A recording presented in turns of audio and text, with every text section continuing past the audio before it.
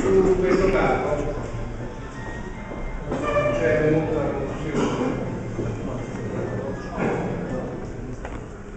legittimità, illegittimità. Vi sono pareri richiesti e non ancora espressi da parte delle autorità di governo.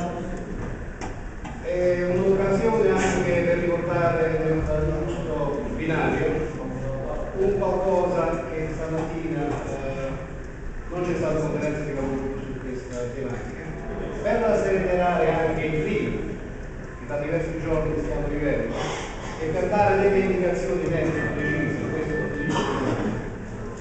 Chiedo al Presidente di mettere a votazione la richiesta di conferenza di lavoro, di modo che tutti assieme cerchiamo di capire qual è la traccia fondamentale sulla quale dobbiamo.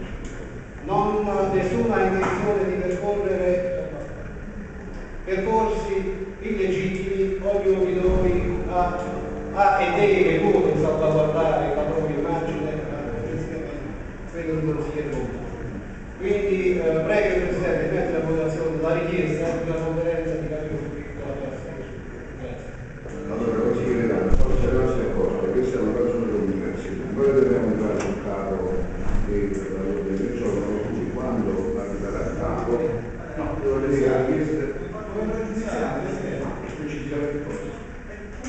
e quando leggo il capo fa una versione di giudizio, siamo sulle comunicazioni. E quando mi state chiesto la parola di sono prima. Come?